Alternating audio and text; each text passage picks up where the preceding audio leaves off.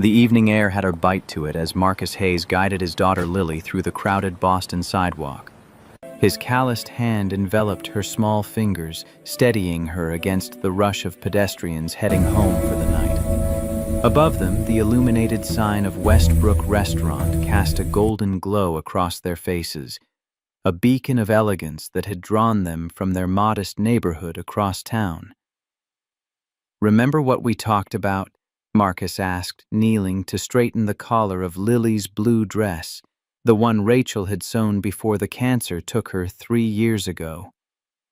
"Best manners, napkin in lap, small bites." Lily recited the instructions with solemn precision, then grinned, revealing the gap where her front tooth had been. "I practiced with my teddy bears all week, Daddy." Marcus's chest tightened. 3 months of saving every spare dollar from his construction job and late-night shifts bussing tables had culminated in this moment. $247 for one special birthday dinner. Lily deserved this small piece of normal childhood magic after everything she'd lost. The morning had started with the familiar knot of anxiety in Marcus's stomach as he'd checked his phone. Another warning from the bank. 2 more missed mortgage payments, and they'd begin foreclosure proceedings. He'd tucked the notification away, forcing a smile as Lily bounded into the kitchen wearing her best dress and the handmade pendant she'd crafted in art class. Crooked letters spelled "Brave" across the small clay disc hanging from a simple cord around her neck. "Ready for the most special 8-year-old birthday dinner in Boston?" he'd asked, pushing aside thoughts of bills and foreclosure notices. Now as they approached the restaurant's heavy glass doors, Marcus hesitated. Through the windows he glimpsed white tablecloths, crystal chandeliers, and patrons in tailored clothes that cost more than his monthly utilities. A flash of doubt made him pause. Did he belong here? Would they see through his department store blazer to the construction worker beneath? "Are we going in, Daddy?" Lily tugged at his hand, her eyes wide with excitement. Marcus squared his shoulders. "Absolutely, Princess. We have a reservation and everything." The interior of Westbrook was even more intimidating up close. Marble floors that amplified every step of his worn dress shoes waiters, gliding between tables with practiced precision, the soft notes of a piano creating a soundtrack of refinement. Marcus approached the host stand, consciously straightening his posture. "Reservation for Hayes, 7:30. The hostess, a young woman with perfect makeup and a practiced smile, glanced at her screen, then looked up at Marcus. Her eyes performed a quick assessment, lingering on the scuffs of his shoes and the slightly frayed cuff of his shirt. Her smile remained in place, but something flickered behind it. "I see." Her manicured finger scrolled through her tablet. "Unfortunately, Mr. Hayes, it appears that table has been given away."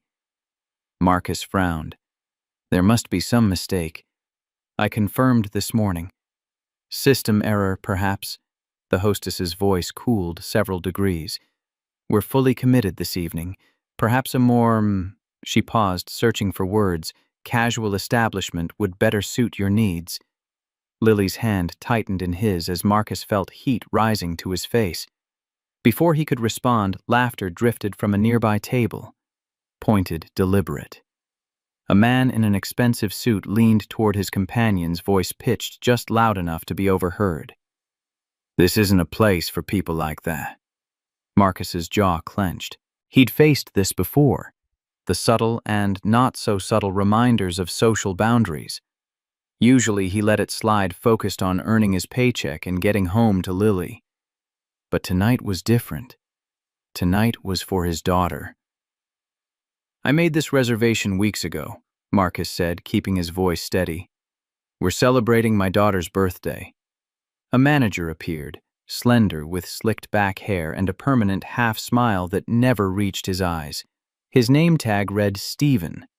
"Is there a problem?" Stephen asked, though his tone suggested he already knew the answer and was merely performing for his audience.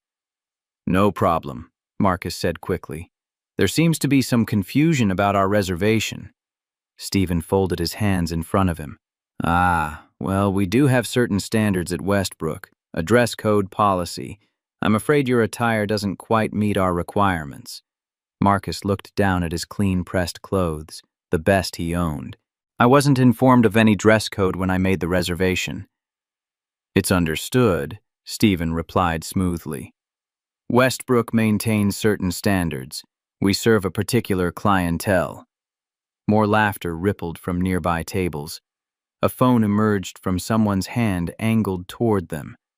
Marcus felt his face burning as Lily pressed against his leg, suddenly shy under the unwelcome attention. Daddy, Lily's small voice cut through the humiliation. It's okay. We can leave. Her eyes were wide, not with disappointment for herself, but with worry for him. We can have mac and cheese at home. I like mac and cheese. Those simple words pierced Marcus's heart more deeply than any insult. His 8-year-old daughter was trying to protect him, to comfort him. A child should never have to shoulder an adult's humiliation. Marcus nodded, swallowing hard. Okay, Em. We'll go somewhere else. He turned, guiding her toward the door, determined to salvage something of the evening. Perhaps the diner 3 blocks over would have room. The food wouldn't be fancy, but at least they'd be treated with basic respect. They had taken just 2 steps when a sharp sound cut through the restaurant's ambient murmur, the decisive scrape of a chair against marble. The restaurant fell silent as all eyes shifted to the source. At the VIP table near the window, a woman had risen to her feet. Tall, commanding, dressed in a tailored charcoal suit that radiated authority. She moved with purpose, navigating between tables with the confidence of someone accustomed to controlling rooms. Dark hair framed sharp features, and her expression was unreadable as she approached. Catherine Bennett. Even Marcus recognized her, the tech entrepreneur who had built Bennett Technologies into a multi-billion-dollar empire. The Ice Queen of Silicon Valley, according to business magazines. Her face occasionally appeared on financial news segments or business journals, always with headlines touting another acquisition or innovation that had expanded her wealth and influence. Stephen's expression shifted from smug satisfaction to sudden wariness as Catherine stopped directly in front of him. What's happening here? Her voice was calm, but carried an undercurrent of steel. Stephen straightened. Ms. Bennett, we were just explaining our policies. What policies? Catherine let the question hang in the air. Our dress code, the reservation system. Stephen's confidence faltered under her steady gaze. I see. Catherine looked from Stephen to Marcus and Lily, then back again. I'm wearing a suit. This gentleman is wearing clean-pressed clothes. His daughter is wearing a lovely dress for her birthday. Her tone remained conversational, but her eyes had hardened. What specifically is the problem? The restaurant had gone utterly silent. Even the piano player had paused. Stephen cleared his throat. We maintain a certain atmosphere for our guests, a level of sophistication that atmosphere, Catherine repeated, as though testing a foreign concept. You mean you judge people by their bank accounts instead of their character? Stephen's face flushed. Ms. Bennett, I assure you, cancel my reservation. Catherine's interruption was calm but absolute. The hostess blinked. I'm sorry. You heard me. Catherine turned to Marcus and Lily. What's your name, sweetheart? Lily looked up surprised at being addressed. Lily, she whispered. Lily. That's a beautiful name. Catherine crouched slightly, meeting Lily at eye level. Is today your birthday? Lily nodded. Then you deserve better than this. Catherine straightened and faced Stephen again. Set up a table for 3. Your best table. Stephen's eyes widened. 3? Yes. I'll be dining with Mr. Hayes. Marcus supplied, still processing what was happening. Marcus Hayes, with Mr. Hayes and his daughter. Catherine's tone made it clear this wasn't a request. Ms. Bennett. Stephen lowered his voice. The other guests might feel uncomfortable if, then they can leave. Catherine cut him off, voice carrying just enough for nearby tables to hear. Or they can stay and remember what basic human decency looks like. She turned to Marcus and extended her hand. Not down to him, not as charity, but as an equal. Catherine Bennett, would you and Lily join me for dinner? Marcus stared at the offered hand. This morning he'd been a construction worker about to lose his home. Now Catherine Bennett, worth billions according to the financial press, was standing up for him and his daughter against the very kind of exclusivity that had built her world. It made no sense. But Lily was looking up at him with a tentative smile returning to her face. Whatever Catherine's motives, she'd rescued their evening. That was enough for now. Marcus took her hand. Thank you. That's very kind. Within minutes, the entire atmosphere of the restaurant had transformed. A table materialized in the center of the dining room. Waiters who had previously ignored them now hovered attentively. Water glasses appeared, bread baskets, menus presented with flourishes. Throughout it all, Catherine maintained a composed demeanor, as though orchestrating such disruptions was a regular occurrence. The surrounding tables buzzed with whispered conversations and not-so-subtle glances. Phones captured the moment for social media. Some diners looked embarrassed, suddenly conscious of their earlier laughter. Others appeared annoyed, as if an unspoken rule had been violated. A few gathered their things and left, making their displeasure known with loud sighs and glares. Lily sat wide-eyed between them, still clutching her brave pendant. Order whatever you like, Catherine told them, not bothering to look at her own menu. The lobster here is excellent. And Marcus shifted uncomfortably. That's very generous, but I insist. Catherine's tone was warm, but left no room for argument. It's a birthday celebration after all. When the waiter arrived, Catherine ordered a selection of dishes without hesitation. Lobster, thermidor, wagyu, beef truffle, risotto. Marcus recognized none of the names, but could tell from the waiter's reactions that each was more expensive than the last. After the waiter departed, an awkward silence settled over the table. Marcus struggled for appropriate small talk. What did one discuss with a billionaire CEO who had just witnessed your public humiliation? Lily, unencumbered by adult self-consciousness, broke the ice. Do you like birthdays, Ms. Catherine? Catherine's expression softened, professional mask slipping for a moment. I do, though I don't celebrate them much these days. That's sad, Lily declared with childlike directness. Birthdays are the best days. Perhaps you're right. Catherine's smile reached her eyes for the first time. And what do you usually do on your birthday, Lily? As Lily launched into a detailed account of past birthday adventures, Marcus observed their unexpected dinner companion. Catherine Bennett was younger than she appeared in business photos, early 30s perhaps. Up close, he could see faint shadows beneath her eyes, testament to long hours and heavy responsibilities. Though she maintained a perfect professional appearance, something in her manner struck him as isolated, lonely even. The first course arrived, and Lily's eyes widened at the elaborate presentation. Marcus guided her through the unfamiliar cutlery, grateful for the cooking shows he sometimes watched during late-night insomnia. How long have you been raising Lily alone? Catherine asked during a lull in the conversation. Marcus hesitated. The question felt invasive, yet her tone held genuine interest rather than pity. 3 years. My wife Rachel passed when Lily was 5. Cancer. I'm sorry. Catherine's response was simple, sincere. Thank you. Marcus nodded toward Lily, who was carefully cutting her food into precise, tiny squares. We manage. You do more than manage, Catherine observed. You're raising a remarkable young woman." Lily looked up surprised at being discussed. "I'm not remarkable. I'm just Lily." Catherine's laugh was unexpected, warm and genuine.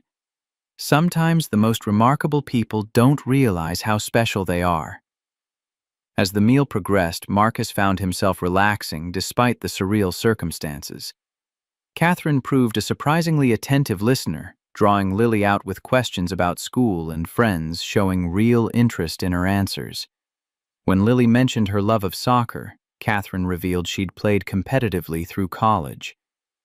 "Really?" Lily's eyes lit up. "Daddy says I'm getting pretty good.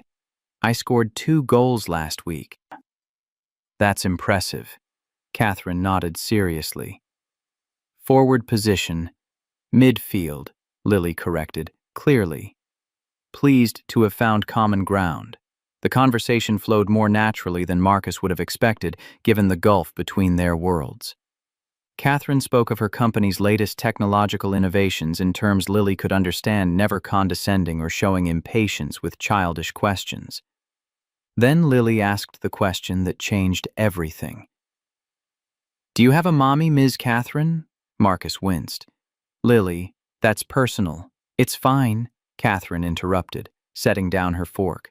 For a moment she was silent, and Marcus thought she might deflect the question. Instead, her professional veneer slipped further. "I did have a mother," she said finally. "She died when I was young, about your age, actually." Lily's expression grew solemn. "Like my mom." "Yes." Catherine's voice softened. "We didn't have much money. My father left when I was a baby. Mom worked 3 jobs to keep us fed, cleaning offices at night, waitressing during the day, sewing clothes on weekends." Catherine paused, something flickering across her face, a memory clearly painful. "One night she wanted to do something special. It was my 7th birthday. She'd saved for months to take me to a nice restaurant. Not this nice, but nicer than we were used to. We got dressed in our best clothes. She wore this yellow dress she'd made herself." Catherine's jaw tightened almost imperceptibly. "The restaurant manager took one look at us and said we weren't welcome. Said we didn't meet their standards. My mother tried to explain that she had a reservation that she'd saved for this. He didn't care. He called security." Marcus felt a chill of recognition. Lily had stopped eating, her attention completely focused on Catherine. "As we were being escorted out," Catherine continued, "my mother bent down and whispered to me." She looked directly at Lily, voice quiet. She said, "It's okay, honey. We can leave." The table fell silent. Marcus's throat tightened as Lily's eyes widened with recognition. "She said what I said," Lily whispered. "Yes," Catherine nodded. "Almost exactly. And it broke my heart then, just like it broke your father's heart tonight. Because children shouldn't have to comfort their parents. They shouldn't have to pretend everything is okay when the world is being cruel." The vulnerability in her voice was raw and unexpected. Then, as if realizing she'd revealed too much, Catherine straightened, professional composure returning. "I made a promise that night. If I ever had power, if I ever had money, I would never let that happen to anyone else. I would never stand by and watch someone be humiliated for being poor." Catherine's phone buzzed on the table, another in a series of messages she'd been discreetly ignoring throughout dinner. She glanced at it, then turned it face down. "My mother died when I was 12, she said, resuming her story. "Working the night shift, cleaning offices. Heart attack from exhaustion. After that, I was in foster care until I turned 18. "I didn't know," Marcus said quietly. The media portrayal of Catherine Bennett never mentioned this background. "Few people do," Catherine replied with a slight shrug. "It doesn't fit the Ice Queen narrative. After college, I built my company from nothing. Every success, every milestone, I dedicated to her. But somewhere along the way, I forgot that promise I made. I became so focused on success, on power, that I stopped seeing people, really seeing them. She looked at Lily, something softening in her expression.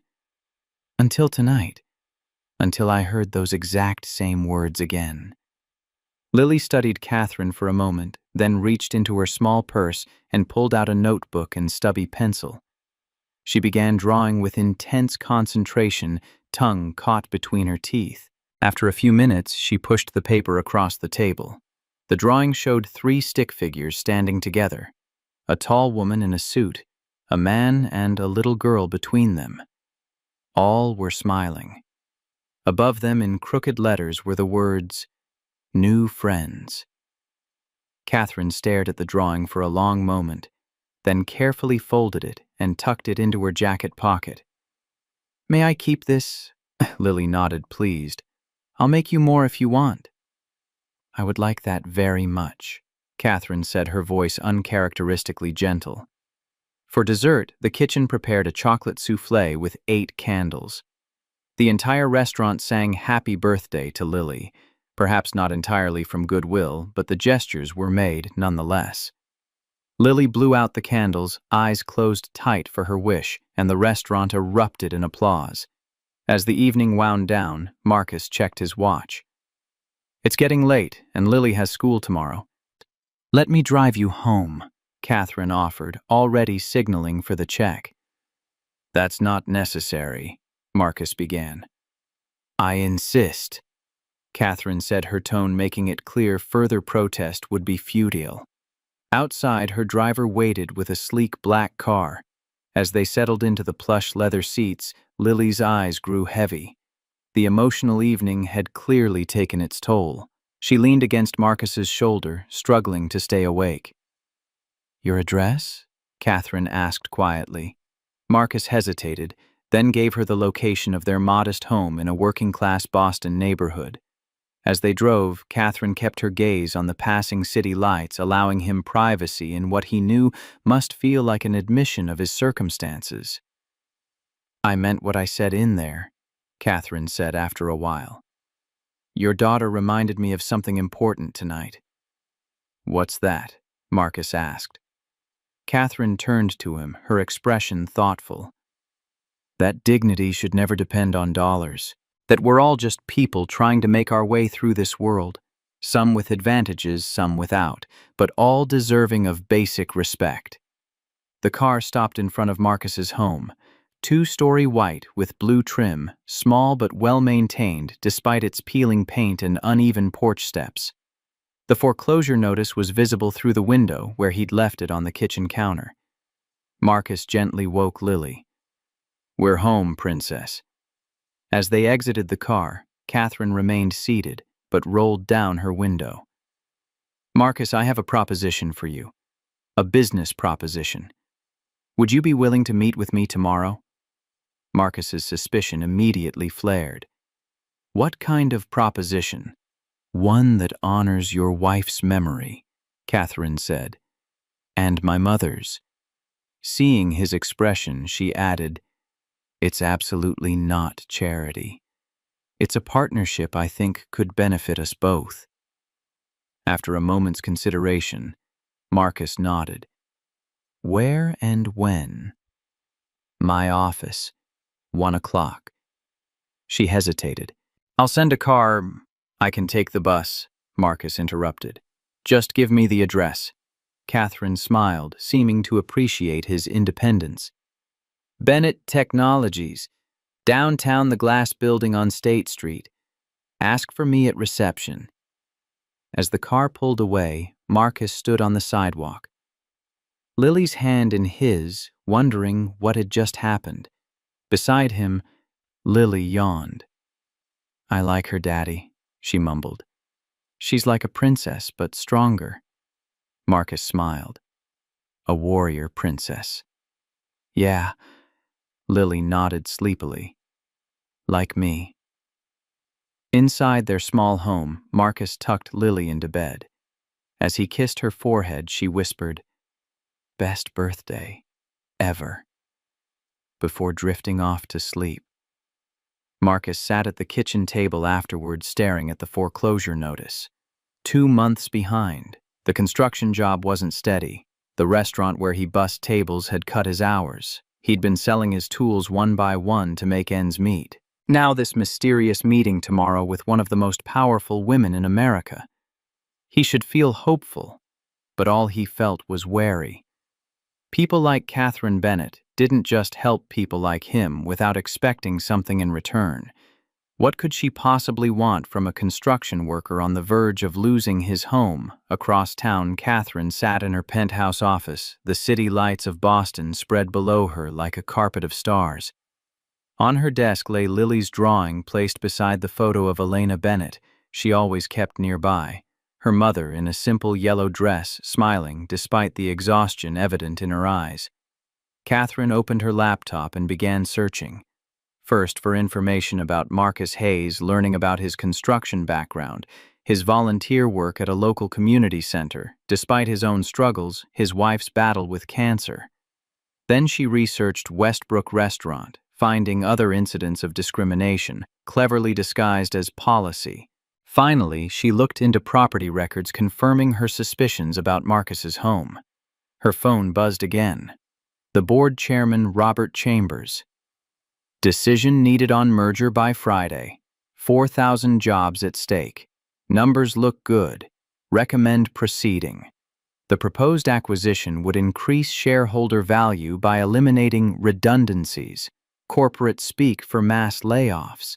It was the kind of deal she'd made dozens of times before, each one expanding her empire without regard for the human cost. Catherine stared at the message, then at Lily's drawing, then at her mother's photo. For the first time in years, the choice felt clear. Her fingers moved across the keyboard. Exploring alternative strategy. Will present Friday. Trust me. The unfamiliar sensation in her chest took a moment to identify. It wasn't ambition or determination, her usual driving forces. It was purpose. Real purpose beyond profit margins and market share. For the first time since her mother died, Catherine Bennett felt like she was keeping her promise. The next morning, Marcus woke before dawn as usual. He made Lily's lunch, started breakfast, and laid out her clothes. As coffee brewed, he stared out the window, thinking about the previous night. Part of him wanted to skip the meeting with Catherine, pride and suspicion wrestling with hope and necessity. But something in her eyes when she talked about her mother had felt genuine. He decided to go, but on his terms. No charity, no pity. After dropping Lily at school, Marcus headed to his construction job. The foreman, Tony, greeted him with a smirk. Heard you had quite a night, Hayes. Saw you trending on Twitter with Catherine Bennett. What did you do, save her life or something? Marcus's co-workers gathered around, curious. The viral photos had spread faster than he'd anticipated. Just a misunderstanding at a restaurant, Marcus said, grabbing his tools. Nothing to talk about. Nothing to talk about, Tony laughed incredulously. You have dinner with the CEO of Bennett Technologies and it's nothing. Come on, man. Details. Marcus tightened his tool belt. There's work to do, Tony. Let's focus on that. Throughout the morning, Marcus felt his phone vibrating with notifications. Friends, acquaintances, even his landlord had seen the social media posts. By lunchtime, he'd turned his phone off completely. At noon, he cleaned up, changed into his least worn shirt, and headed downtown. Bennett Technologies' headquarters was a gleaming glass tower, intimidating in its sleek modernity. Inside the vast marble lobby, Marcus approached the reception desk, acutely aware of how out of place he looked among the well-dressed professionals hurrying past. I'm here to see Catherine Bennett, he said. Marcus Hayes. The receptionist's eyes widened slightly in recognition, another indication of how far the previous night's story had spread. Yes, Mr. Hayes. Bennett is expecting you. 17th floor. The elevator ride gave Marcus time to study his reflection in the polished doors, worn jeans, faded button-up shirt, work boots. He'd cleaned up as best he could, but there was no disguising who he was. a blue-collar worker in a white-collar world. When the doors opened, Catherine's assistant was waiting. "Mr. Hayes, please follow me." He was led through an open workspace where dozens of employees pretended not to stare, then into a large corner office with floor-to-ceiling windows overlooking Boston Harbor. Catherine stood looking out at the view, still as a statue. When she turned, her expression was carefully neutral. The businesswoman once again, rather than the unexpectedly vulnerable dinner companion.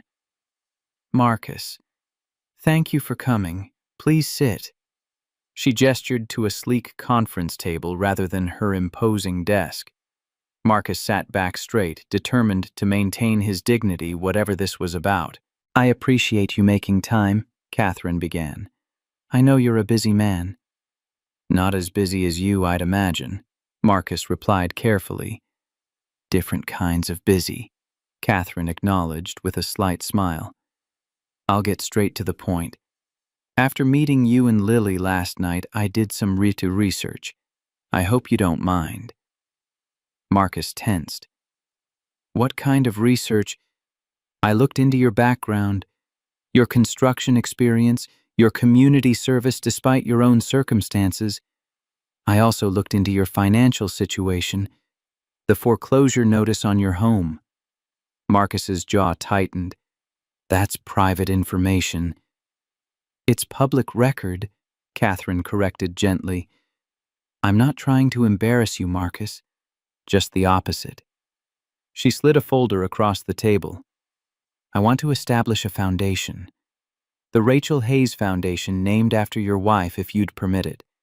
Its purpose would be to help single parents who are struggling financially while raising their children alone." Marcus stared at the folder without opening it, sudden wariness making him cautious. "And what would this have to do with me?" "I want you to run it," Catherine said, watching his reaction carefully. Marcus's eyes snapped up to meet hers. "What?" "You have first-hand experience with the challenges. You understand the struggle in ways I never could despite my own background. I can provide the funding, the resources, the connections, but you would be the heart of it, the authentic voice and vision." Marcus shook his head, struggling to process her offer. "I don't have any experience running a foundation.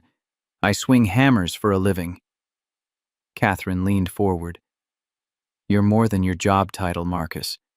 You're someone who's navigated impossible circumstances with dignity and resilience.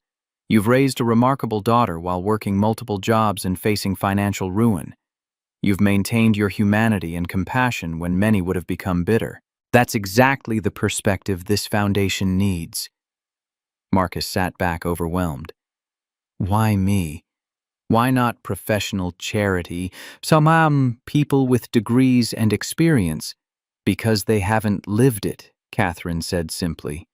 "They haven't had to choose between paying for electricity or buying school supplies. They haven't worked 3 jobs and still shown up for their child's school play." "You have." She paused, allowing her words to sink in. "This isn't charity, Marcus. It's a job. A real job with a real salary, benefits, and purpose. You'd be helping families like yours, families who just need support to get back on their feet." Marcus's mind raced. The construction work was destroying his body. The late-night shifts were stealing time with Lily, and the foreclosure notice sitting on his kitchen counter gave him less than 60 days before they'd be homeless. "I'm not looking for a handout," he said firmly. "I'm not offering one," Catherine countered. "I'm offering a partnership based on mutual respect and complementary strengths." She pulled out her phone, showing him an email. "And there's something else. I'm buying Westbrook Restaurant." Marcus blinked in surprise. "You're what?" "Buying it," Catherine repeated calmly, "and transforming it. New management, new policies. A place where everyone is welcome, regardless of their financial status. A portion of the revenue will support the foundation." Marcus studied her, looking for the angle, the hidden motive. "Why are you doing this? You don't know me. You don't owe me anything." Catherine was quiet for a moment, choosing her words carefully. "When I heard Lily say those words, The exact same words my mother said to me. It was like hearing my own childhood echo across decades. A reminder of who I used to be, who I promised to be. She walked to her desk and picked up a framed photo, bringing it to the table. This is my mother, Elena Bennett. She cleaned office buildings at night, including this very building, long before I owned it. She worked herself to death trying to give me a better life. And somewhere along the way, I forgot that. I became exactly the type of person she warned me against. The photo showed a young woman with Catherine's eyes wearing a simple yellow dress, her smile bright despite the evident exhaustion in her posture. Last night wasn't just about you and Lily, Catherine admitted. It was about me remembering my promise, about rediscovering my purpose beyond profit margins. Marcus studied the photo, seeing the parallels between their stories, despite the vastly different outcomes. I still don't understand why me. There must be thousands of single parents in Boston alone. Catherine's lips curved in a small smile. Call it fate or coincidence, or simply good timing. But I believe people come into our lives for reasons, even if those reasons aren't immediately clear. She gestured to the folder. Take this home. Read it. Talk to Lily if you want. The foundation will impact her life too. Whatever you decide, the offer stands. Marcus stood tucking the folder under his arm. Thank you for the opportunity. I'll think about it. Catherine walked him to the door. One more thing, Marcus. Whatever happened last night meeting you and Lily, it changed something in me. For that alone, I'm grateful. As Marcus rode the elevator down, his phone buzzed with a text from Lily's school. Lily involved in altercation with classmate. Please come as soon as possible. Marcus's heart raced. Lily never got into trouble. He rushed from the building folder still clutched under his arm and caught the first bus to Lily's school. In the principal's office, he found Lily sitting alone, her eyes red from crying, her brave pendant clutched tightly in her small fist. What happened? Marcus asked, kneeling beside her chair. Lily sniffled. Madison was showing everyone pictures from last night. Pictures of us at the restaurant. She said we were charity cases, that you were only talking to Ms. Catherine because she felt sorry for us. I told her to stop lying, but she wouldn't stop Daddy.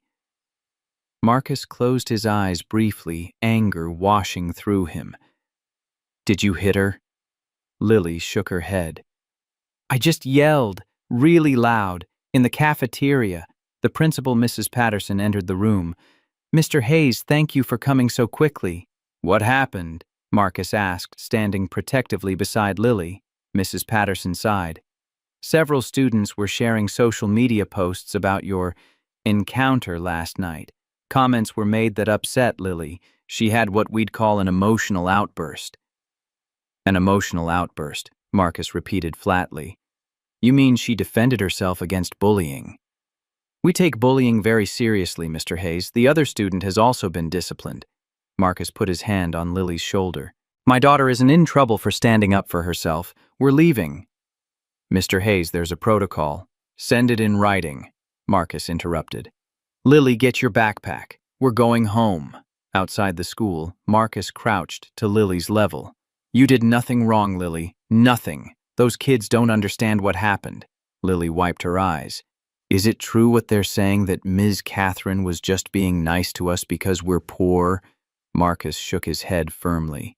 No, she was being nice to us because she's a good person who saw others being mean, just like you'd do for someone, right? Lily nodded slowly. And nobody's using anybody, Marcus added. That's just silly talk from kids who don't understand. They walked home together, Marcus having decided they both deserved the afternoon off. As they approached their house, Marcus was surprised to see a familiar black car parked out front. Catherine stood on the sidewalk looking uncharacteristically uncertain. Catherine. Lily broke away from Marcus and ran toward her. Catherine knelt to receive Lily's hug, clearly surprised by the enthusiastic greeting.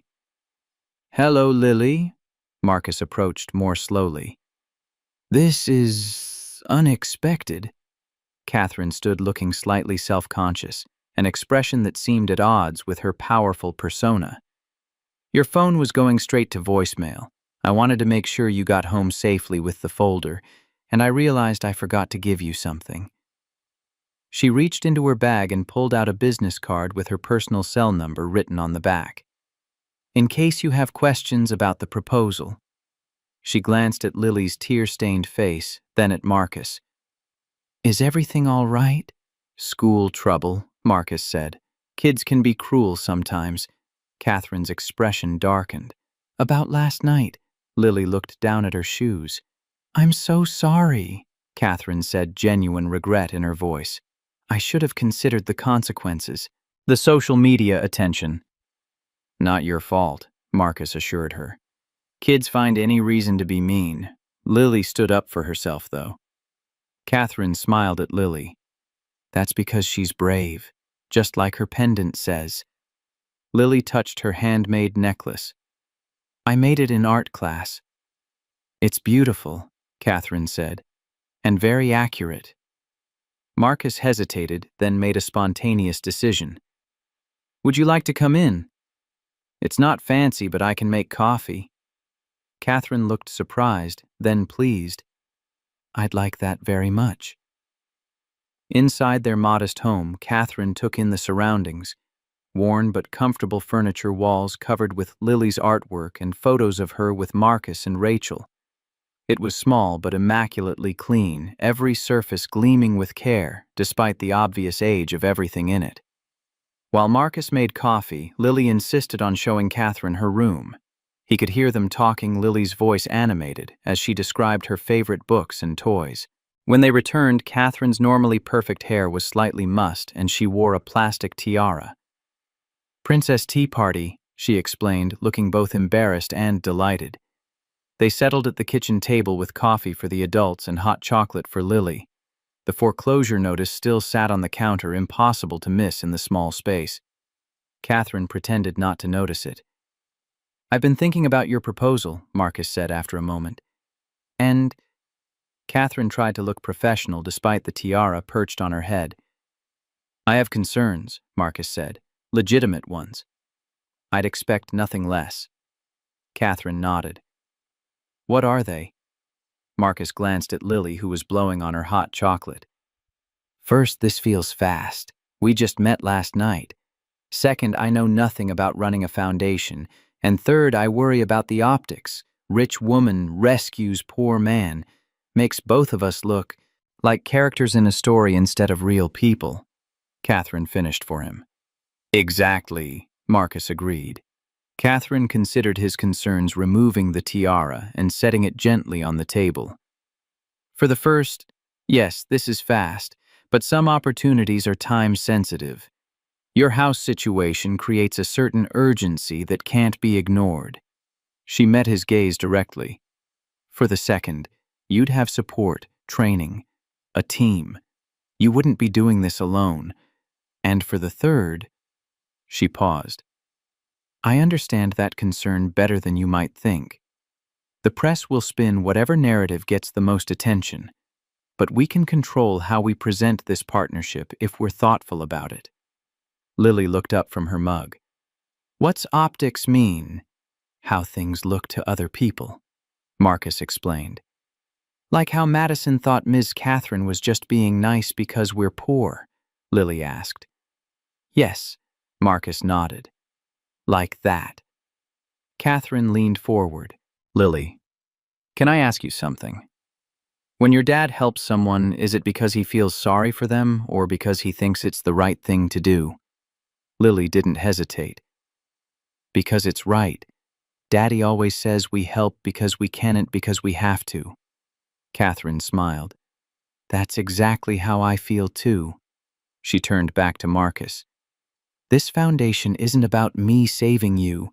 It's about us saving others. Together. Equal partners with different strengths. Marcus studied her face, searching for deception or ulterior motives. He found none, only earnest determination and something else he couldn't quite identify. Hope, perhaps. I have one condition, he said finally. Whatever this foundation becomes, it has to be real. Not a tax write-off, not a PR stunt, something that actually helps people who need it. Agreed, Catherine said immediately. 100% agreed. And I need time with Lily, Marcus added. Regular hours. No galas or fancy events that take me away from her more than necessary.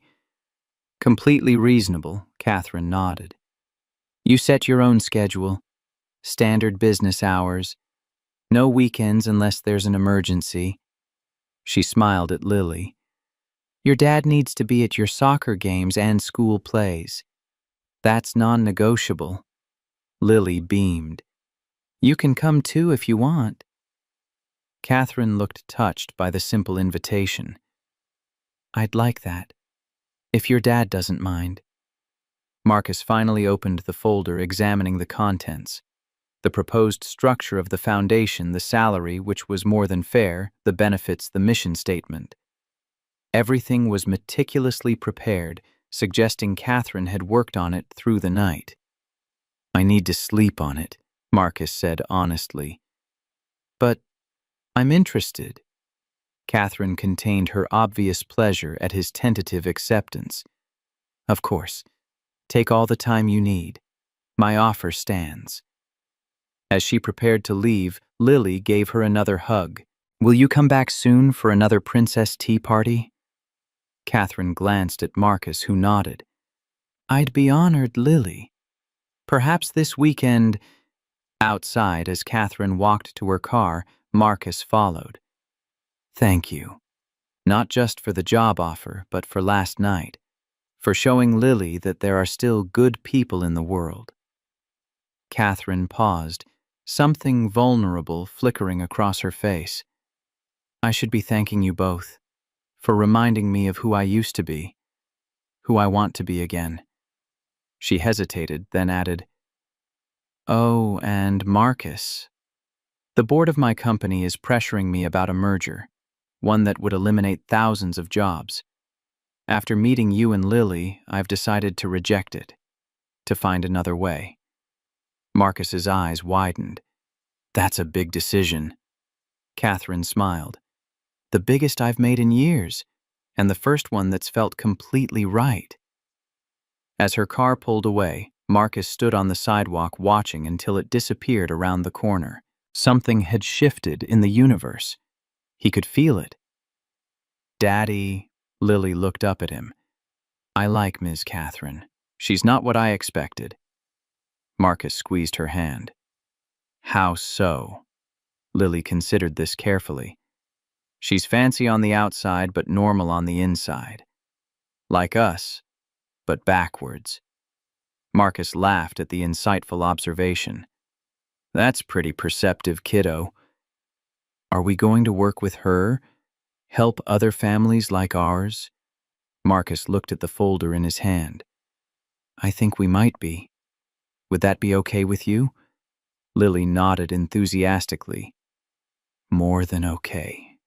Rachel would be proud. Marcus felt his throat tighten. Lily rarely mentioned her mother by name. She was right, though.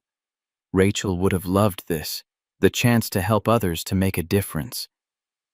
That night, after tucking Lily in, Marcus sat at the kitchen table reviewing the folder contents more thoroughly. His phone buzzed with a text from Catherine. No pressure, but if you decide to accept, I've already contacted your bank about the foreclosure. Consider it an advance on your first year's salary. Either way, your home is safe. Marcus stared at the message, emotions warring within him. Gratitude, suspicion, relief, pride. Before he could respond, another text came through. This isn't charity. It's an investment in my foundation's future executive director. Can't have you distracted by housing concerns while we're trying to change the world. Despite himself, Marcus smiled. He typed back, Thank you. I'll have an answer for you tomorrow. 2 weeks later, Marcus settled into his new office in a recently renovated space in downtown Boston. The Rachel Hayes Foundation was taking shape faster than he could have imagined. Catherine had moved with remarkable efficiency, securing the location, filing the legal paperwork, and assembling a small initial support staff. His desk, unlike Catherine's minimalist glass workspace, was warm wood with a framed photo of Lily and Rachel prominently displayed. The wall behind him featured Lily's drawings, including the original New Friends sketch that had started it all. A television mounted on the wall played a news broadcast. Marcus turned up the volume as Catherine appeared on screen, standing before reporters outside Bennett Technologies headquarters. The headline crawler read, "Bennett rejects billion-dollar merger, stocks plummet." In business, we often conflate growth with success, Catherine was saying, her voice steady despite the aggressive questioning. True success isn't measured in quarterly reports. It's measured in lives improved, communities strengthened, and a company culture that values people over profit margins. This merger would have eliminated 4,000 American jobs. I refuse to build my company's future on broken dreams and destroyed livelihoods. Your shareholders are furious, a reporter shouted. The stock is down 17% this morning alone. How do you justify this decision? Catherine didn't flinch. Some values aren't negotiable. If that costs us in the short term, so be it. I'm playing the long game. The screen split to show financial analysts debating her decision. Most predicted disaster for Bennett Technologies, using terms like corporate suicide, and suggesting Catherine was having some kind of breakdown. Throughout it all, Catherine's expression remained calm and determined. Marcus's phone buzzed with a text from her. "How's the first day going?" "Watching you on the news," he replied. "Are you okay?" 3 dots pulsed, then, "Never better. Finally sleeping at night." "You..." Marcus glanced at the stack of applications from single parents seeking assistance. The need was staggering. Medical bills, childcare costs, housing insecurity. Each story resonated with his own struggles, overwhelmed by the need out there, but in a good way. "We're going to help a lot of families." At noon, his assistant Amanda knocked on his door. "You've got visitors." Marcus looked up, surprised to see his former construction crew, Tony, Derek, and James, standing awkwardly in the doorway, hard hats in hand. "Thought we'd check out your fancy new digs," Tony said, though his expression carried a hint of resentment. "Pretty nice upgrade from the construction site." Marcus stood genuinely pleased to see them despite the undercurrent of tension. "Come in, guys. What brings you downtown?" The 3 men exchanged glances before Derek spoke. "Landlord's selling our building. Everyone's getting eviction notices. 30 days to clear out. Wanted to see if your foundation might help some of the families." Marcus's smile faded. "How many families are we talking about?" 17 units, James said quietly. "Most single parents or elderly folks. Nobody can afford market rate in this city anymore." Marcus grabbed a notepad. "Give me the details. Names, situations, immediate needs. We'll start processing emergency housing assistance today." Tony shifted uncomfortably. "That's great, but some of the guys are wondering why you didn't bring any of us with you. You know to this new gig. We thought maybe you forgot about us once you hit the big time." The accusation stung. These men had supported Marcus through Rachel's illness, covered his shifts when Lily needed him, loaned him tools when he had to sell his own to pay medical bills. "I've been here 2 weeks, Marcus said carefully. "Still figuring things out myself. But you're right. I should be bringing in people who understand the struggle firsthand. Let me talk to Catherine about expanding the team." Tony's expression softened slightly. "So this is for real? Not just some rich lady's pet project to make herself look good?" Marcus gestured to the wall of applications. "This is as real as it gets. We've already approved emergency assistance for 12 families this week alone, and we're just getting started." The men toured the office, skepticism gradually giving way to cautious optimism. Marcus introduced them to the staff, showed them the outreach materials, explained the application process. By the time they left, Tony had given Marcus a list of skilled tradespeople who needed work, single parents with valuable skills but limited opportunities. "I miss working with my hands," Marcus admitted as he walked them out. "Office work is new territory for me." James clapped him on the shoulder. "You're building something important here, man. Different kind of construction, but still building." After they left, Marcus stared out the window at the city below. His former colleague's visit had triggered an idea. What if the foundation didn't just provide financial assistance, but also job creation?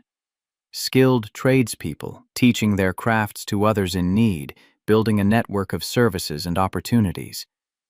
He began sketching the concept, so absorbed that he nearly forgot his afternoon meeting with Catherine.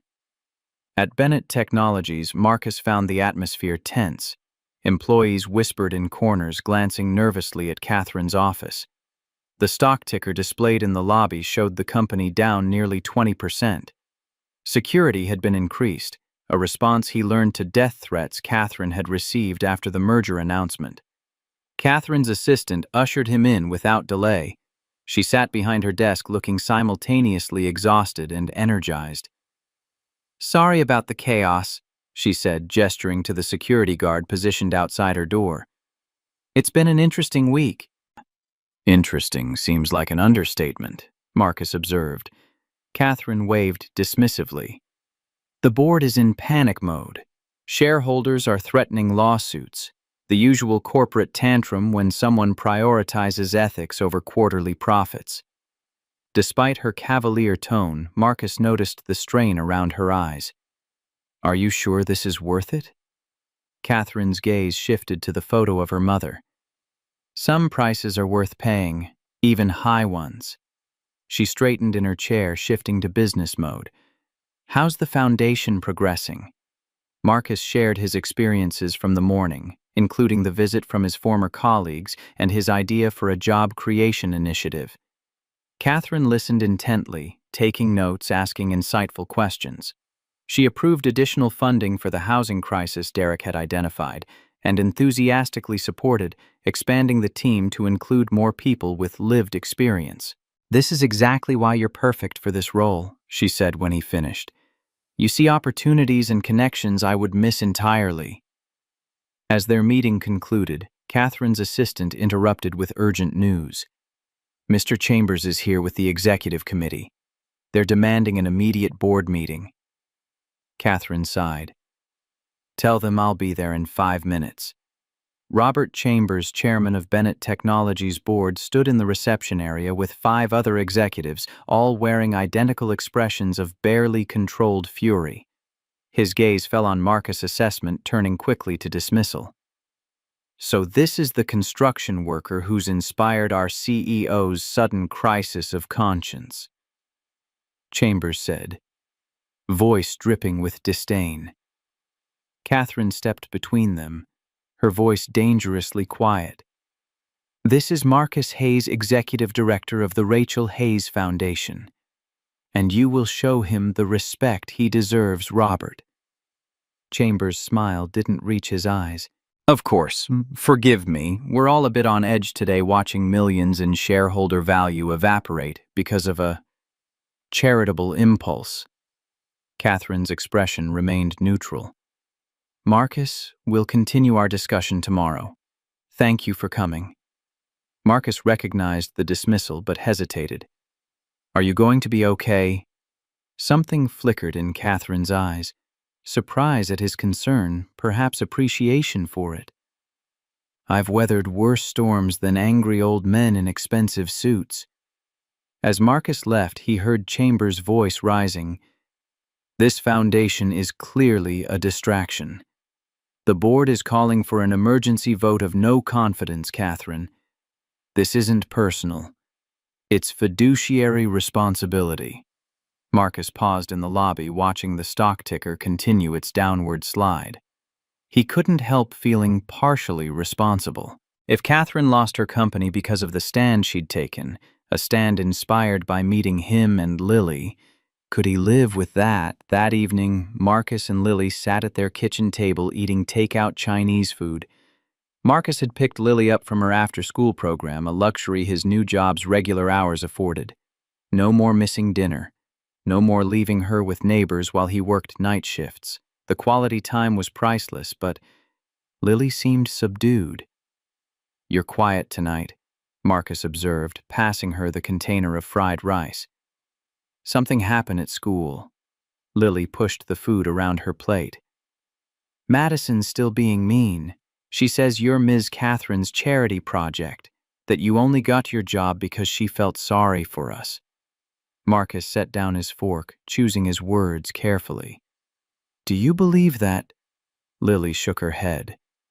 "No, but some of the other kids do. They say things changed for us because we got lucky, not because you worked hard."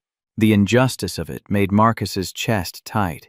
For years, he'd worked himself to exhaustion, 3 jobs, endless overtime, selling possessions to cover bills. Now that things were finally improving, the narrative was being twisted. "Luck had nothing to do with it," Marcus said firmly. "Ms. Catherine recognized something in us that night. Dignity, resilience, integrity. Values that matter more than money. She didn't give me this job out of pity. She gave it to me because I understand what our foundation's families are going through. We're helping her as much as she's helping us." Lily seemed satisfied with this explanation, but the conversation lingered in Marcus's mind long after she went to bed. Was it true? Or was he just rationalizing to protect his pride? Catherine was risking her entire company for principles that hadn't seemed to matter to her before meeting them. What if Madison was right? His phone buzzed with a news alert. "Bennett board calls emergency meeting, CEO, position in jeopardy." The article detailed how major shareholders were demanding Catherine's resignation following the rejected merger. Analysts predicted she would be forced out within days. Marcus drafted and deleted several messages to Catherine before finally settling on, "Just saw the news. Is there anything I can do?" Her response came hours later, past midnight. "The foundation is legally separate from Bennett Technologies. Whatever happens with the board, your position and funding are secure." Marcus stared at the message, so carefully crafted to reassure him, yet saying nothing about her own situation. He responded, "I'm not worried about my job. I'm worried about you." The 3 dots appeared and disappeared several times before her answer came through. "That might be a first.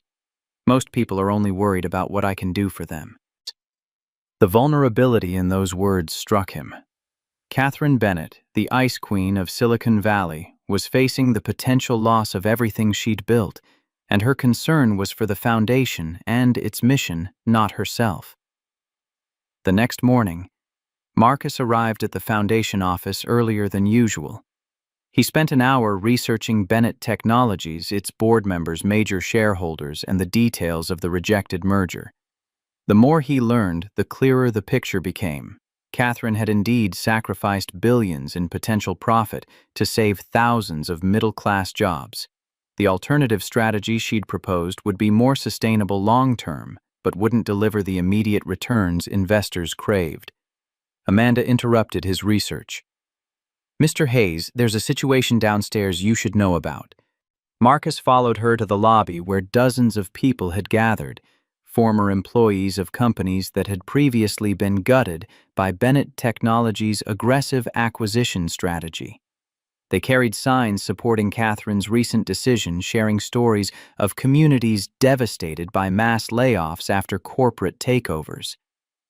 A news crew was interviewing a middle-aged woman. "When Bennett acquired our company 5 years ago, they eliminated my entire department.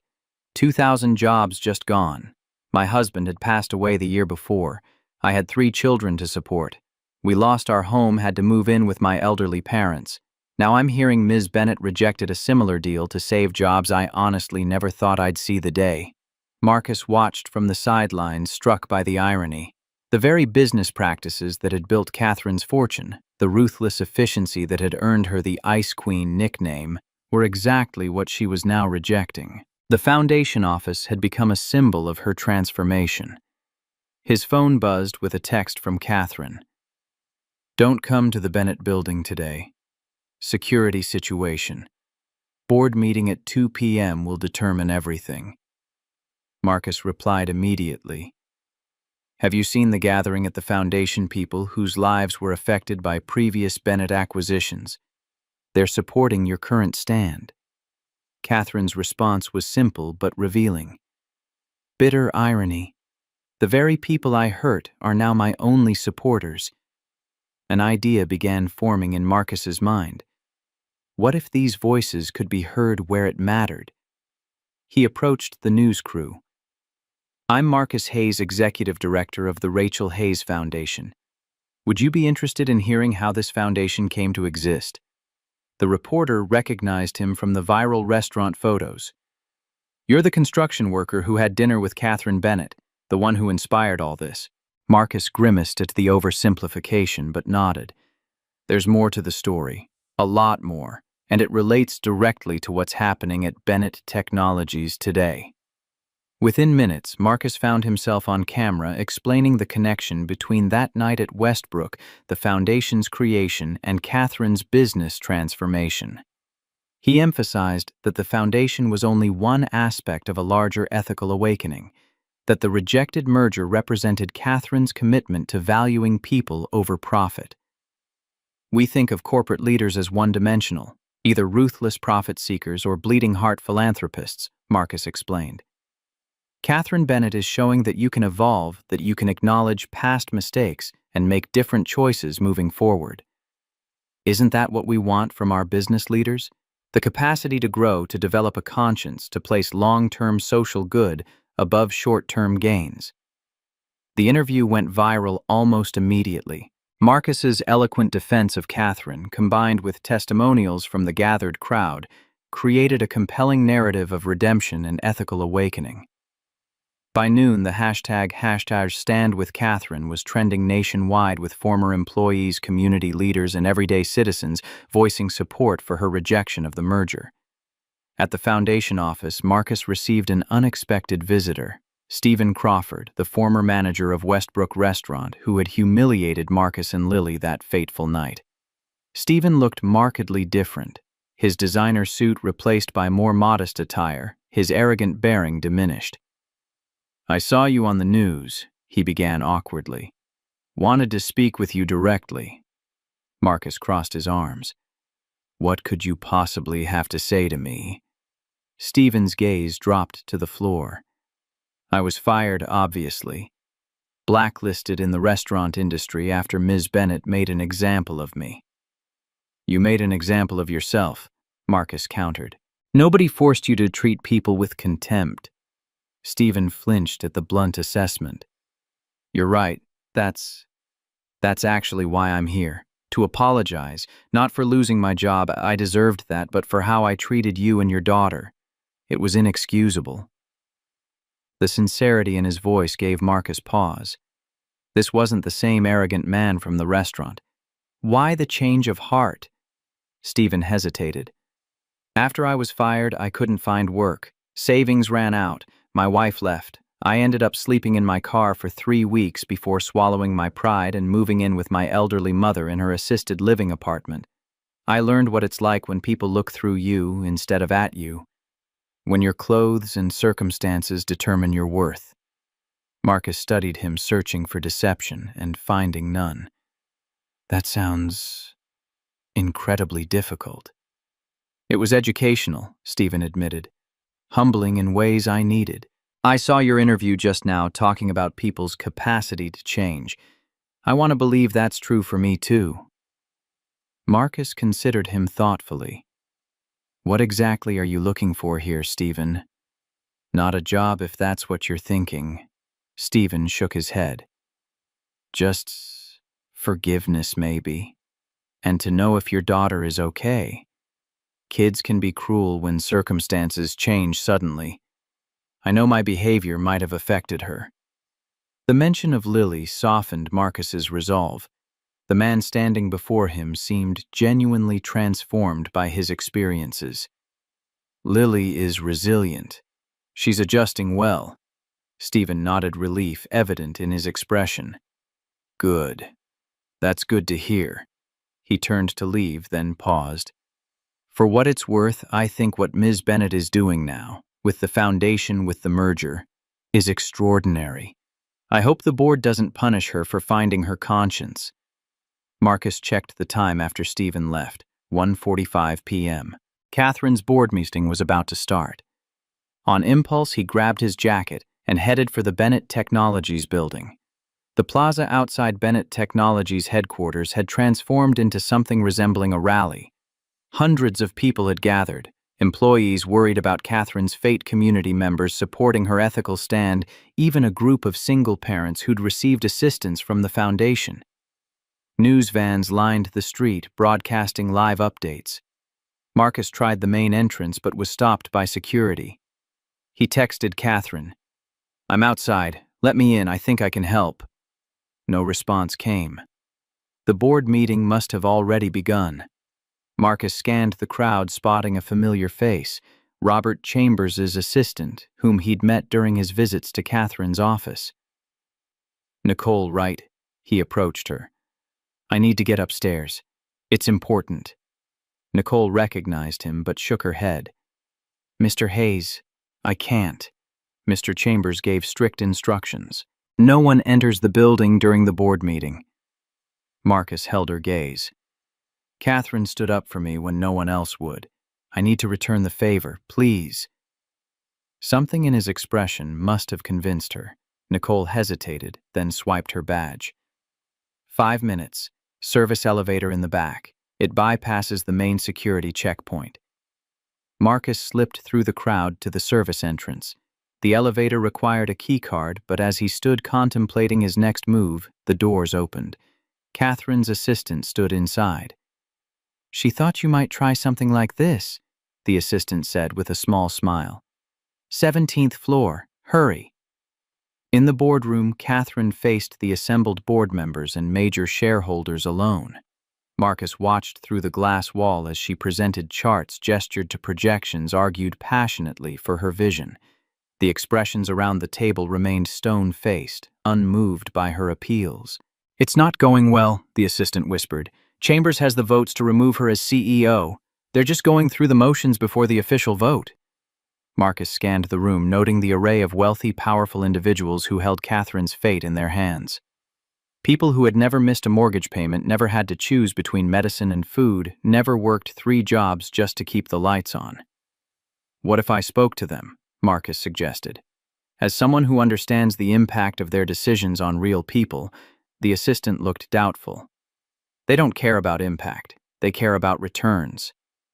"Maybe they need to be reminded that companies don't exist in a vacuum," Marcus countered. "That every business decision affects real lives." Before she could respond, the boardroom door opened. Robert Chambers emerged, surprised to find Marcus waiting. "Mr. Hayes, this is a closed meeting. You'll have to leave." Behind him, Catherine appeared, eyes widening at Marcus's presence. "Marcus, what are you doing here?" Chambers' expression hardened. "Security will escort you out." Marcus stood his ground. "Before they do, may I address the board as someone directly affected by your decisions?" Chambers scoffed. "This is a business matter, not a charity consultation." "Actually, it's both," Catherine interjected. "Marcus represents the foundation, which is now a major initiative of Bennett Technologies' corporate social responsibility program. His perspective is relevant." Chambers hesitated, clearly calculating the optics of forcibly removing Marcus with media camped outside. 5 minutes, not a second more. Inside the boardroom, Marcus faced 20 pairs of eyes regarding him with varying degrees of curiosity, disdain, and impatience. He felt acutely out of place in his department store suit among their bespoke attire, but the feeling only strengthened his resolve. "My name is Marcus Hayes," he began. 3 weeks ago, I was working construction by day and bussing tables at night to make ends meet. Today, I run a foundation that's already helping dozens of families like mine. Single parents struggling to provide for their children while maintaining their dignity. He moved to the window, gesturing to the crowd below. Those people down there, they're not protesting because they hate business or wealth. They're supporting a leader who finally recognized that profit and purpose aren't mutually exclusive, that companies can thrive financially while still considering the human cost of their decisions. A board member interrupted. Very inspiring, Mr. Hayes, but Bennett Technologies exists to create shareholder value, not to solve social problems. I understand that. Marcus nodded. But have you considered that your definition of value might be outdated? The merger Catherine rejected would have delivered short-term gains at the expense of long-term sustainability. 4,000 jobs eliminated, communities devastated.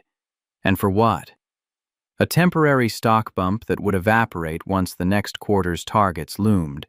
He turned to Catherine, who watched him with an unreadable expression. When I met Catherine Bennett, I thought she embodied everything wrong with corporate America. Wealthy, disconnected, indifferent to the struggles of ordinary people. I was wrong. She had the courage to remember where she came from, to reconnect with the values her mother instilled in her. That's not weakness. That's the kind of leadership that inspires loyalty, innovation, and sustainable growth. Catherine's eyes glistened slightly at the mention of her mother. Mr. Hayes. Another board member spoke up. While your personal story is touching business decisions can't be based on sentimentality. It's not sentimentality, Marcus countered. It's sound business strategy. The public narrative around corporations is changing. Consumers, especially younger ones, demand ethical practices. They support companies that demonstrate social responsibility.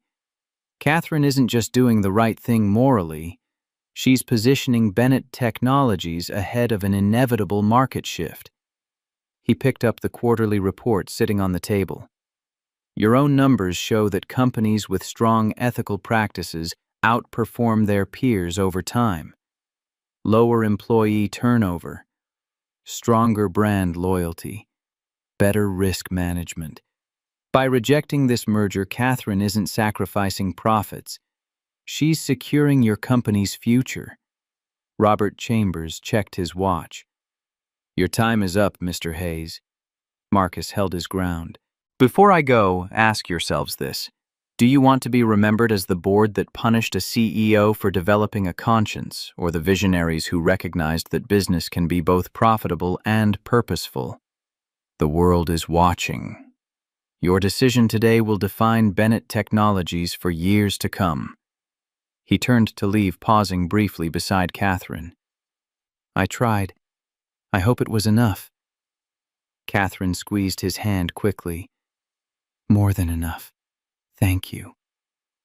Outside, Marcus joined the crowd, watching the building's upper floors where decisions about Catherine's fate were being made. An hour passed. Then 2. The crowd grew rather than dispersed, their presence a silent testimony to Catherine's impact. Marcus's phone finally buzzed with a text from Catherine. Decision made. Coming down now.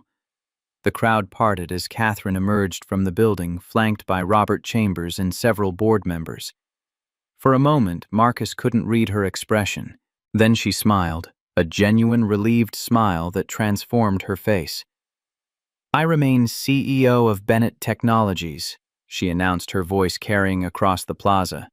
The board has approved my alternative strategy for growth, one that prioritizes ethical business practices alongside profitability.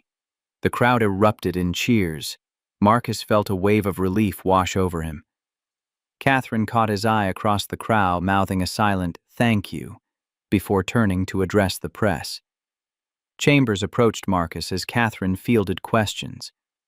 That was quite a speech in there, Hayes. Surprisingly effective for a construction worker. Marcus met his gaze steadily. I've built things all my life, Mr. Chambers. Some with hammers and nails, some with words and ideas. The principles aren't so different. Solid foundation, structural integrity, vision of the final result. Chambers studied him with newfound respect.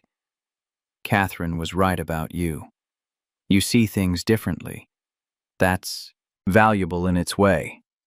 The Foundation's profile rose dramatically following the Bennett Technologies board showdown. Applications poured in, but so did offers of support, volunteers, corporate partnerships, additional funding. Marcus's impassioned defense of Catherine played repeatedly on news channels, casting both of them in a compelling light. The CEO rediscovering her moral compass, and the working-class father helping her navigate a new path. A week later, Catherine arrived at the Foundation office with a comprehensive plan that integrated their work with Bennett Technologies' new corporate direction. "I want to expand nationally," she explained, showing Marcus her vision. "Open offices in major cities, partner with local organizations, create a model that other corporations can adopt." Marcus studied the proposal, impressed by its scope and ambition. "This is, bigger than I imagined." Catherine's eyes lit with determination. "Go big or go home right. But I need someone who understands both worlds, corporate and community. Someone who can translate between them." "Someone like me," Marcus realized aloud. Catherine nodded. "Exactly. I want to create a new position, Chief Community Officer at Bennett Technologies. You'd oversee both the Foundation's expansion and help shape our corporate social responsibility initiatives. The board has already approved the role and the budget." Marcus's mind raced with possibilities and concerns. "What about the Boston Foundation office, the families we're already helping?" "Amanda would be promoted to Boston Director," Catherine explained. "She's more than capable. You'd take on the national vision, the big picture." Marcus paced the small office. "This would mean travel. Time away from Lily." Catherine had clearly anticipated this objection. "Limited travel.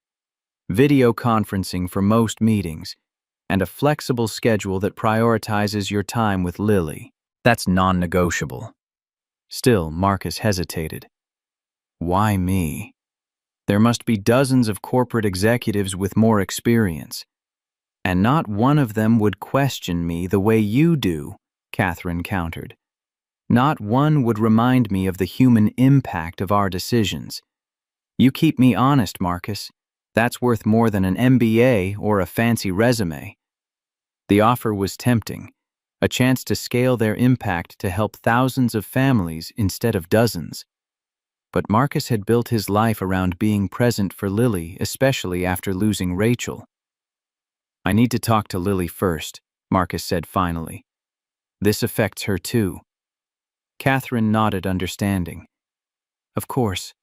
Family comes first. Always." That evening, Marcus and Lily sat in their backyard on a swing set Catherine had mysteriously arranged to have installed the previous week. The small yard had transformed gradually over the past month. New grass-flowering plants, a patio set where they ate dinner on warm evenings. "Ms. Catherine wants me to take a bigger job," Marcus explained as they swung gently side by side. "I'd still run the foundation, but for the whole country, not just Boston. I'd help more families like ours." Lily pumped her legs, swinging higher. "Would we have to move?" "No," Marcus reassured her. "We'd stay right here. But I might have to travel sometimes. Not often, but sometimes." Lily considered this. "Would I come with you?" "For school breaks, yes," Marcus nodded. "But not during school weeks." Lily slowed her swinging. "Would you miss my soccer games?" "Never," Marcus promised. "That's part of the deal. I'd make sure my schedule worked around your important stuff." Lily jumped off at the height of her swing landing with practiced ease. "Then you should do it, Daddy. Help more kids have dads who can come to their games and stuff."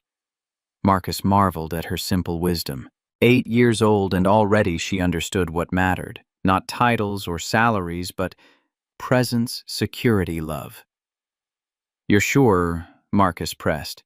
"It would mean changes." Lily shrugged. "We've had lots of changes, good ones lately." She skipped to the patio, then turned back. "Besides, you like working with Ms. Catherine, don't you?" The question caught him off guard. Did he, the woman who had initially seemed cold and calculating, had revealed depths of compassion and courage he hadn't expected? They challenged each other, pushed each other to be better. Their different perspectives created something neither could achieve alone. "I do," Marcus admitted. "We make a good team." Lily smiled knowingly with a child's intuitive perception of unspoken truths. "I think so too." The next day, Marcus arrived at Catherine's office with his decision. He found her in a heated phone conversation pacing by the window. "No, Stephen, that's not acceptable," she was saying firmly. "The new Westbrook will be affordable for everyone. I don't care about profit margins. This is about creating a model that works for the community, not just wealthy diners." She noticed Marcus and held up one finger, continuing her call. "We're reimagining what a restaurant can be, not just redecorating the same exclusionary space. Start over. Bring me a plan that actually reflects our values." She ended the call with a sigh. "Stephen Crawford. I hired him as a consultant for the Westbrook redesign. Thought his perspective might be valuable given his transformation." Marcus raised an eyebrow. "Brave choice." Catherine shrugged. "Second chances matter. His experience of falling from privilege to poverty gives him unique insight, if he can translate it properly." Marcus recognized the parallels to his own situation. Catherine valuing lived experience over traditional qualifications. It reinforced his decision. "I'll take the position," he said simply, "with two conditions." Catherine gestured for him to continue. "Hugh, first, my schedule remains built around Lily's needs. School events, activities, normal dinner times," Marcus listed. "Second, the Boston office maintains autonomy to continue helping local families without bureaucratic delays." Catherine extended her hand. "Done and done. Welcome aboard, Chief Community Officer Hayes." As they shook hands, the dynamic between them shifted subtly. Still a partnership, but with new dimensions of mutual respect and shared purpose. Something else lingered beneath the surface, something neither was quite ready to acknowledge. Catherine broke the moment, turning businesslike. "We should celebrate. Dinner tonight, the three of us." Marcus smiled. "Lily would love that. She's been asking when you'd come for another princess tea party." Catherine's professional demeanor cracked with genuine delight. "I've been practicing my royal wave." That evening, Catherine arrived at Marcus's house with an armload of groceries. "I thought we might cook instead of ordering in." "If that's okay," Marcus stared in surprise. "You cook?" Catherine looked mildly offended. "Of course I cook. My mother taught me. We couldn't exactly afford personal chefs when I was growing up." In the kitchen, Catherine moved with unexpected confidence, chopping vegetables and seasoning chicken with practiced ease. Lily appointed herself assistant chef, following Catherine's instructions with solemn concentration. Marcus watched them together, the powerful CEO and his daughter discussing the perfect amount of garlic with profound seriousness, and felt something shift in his chest. This was what normal felt like, what family felt like. The realization both warmed and terrified him. As they sat down to eat, Lily regarded their creation proudly. "We should do this every week. Family dinner night." Marcus caught Catherine's eye across the table, searching for discomfort at Lily's presumption. Instead, he found something softer, more vulnerable than he'd ever seen in her expression. "I'd like that," Catherine said quietly. "Very much." Later, after Lily had gone to bed, Marcus and Catherine sat on the back patio with glasses of wine. The evening was cool, but pleasant stars emerging in the darkening sky. "Thank you," Catherine said suddenly, "for what you did at the board meeting. No one's ever defended me like that before." Marcus shrugged. "You did the same for me at Westbrook. I was just returning the favor." Catherine shook her head. "It was more than that. You saw something in me worth defending. Something I wasn't sure existed anymore until I met you and Lily." The admission hung between them, fragile and significant. Marcus studied her in the dim patio lights, not the formidable CEO, now just a woman who had found her way back to her true self after years of armor and isolation. Rachel used to say that everyone deserves someone who sees them clearly, Marcus said softly. Not just their surface, but who they really are underneath. Catherine's fingers tightened around her wine glass. Your wife sounds like she was very wise. She was, Marcus nodded. The smartest person I've ever known. Until Lily, maybe. That kid sees right through everyone. Catherine smiled. She gets that from you. You have the same gift. Their conversation drifted to plans for the foundation's expansion, the Westbrook renovation, Lily's upcoming soccer tournament. Comfortable, easy conversation that stretched late into the evening. When Catherine finally stood to leave, there was a reluctance in her movements. At the door, she paused. This feels right, doesn't it? This partnership. This friendship. Marcus heard the question beneath her words. Was he comfortable with their evolving relationship, whatever it was becoming? Were the boundaries clear enough, or were they blurring into something neither had anticipated? It feels right, he confirmed. Unexpected, but right. Catherine's relief was palpable. Good. I was worried. Marcus waited, but she didn't continue. Worried about what?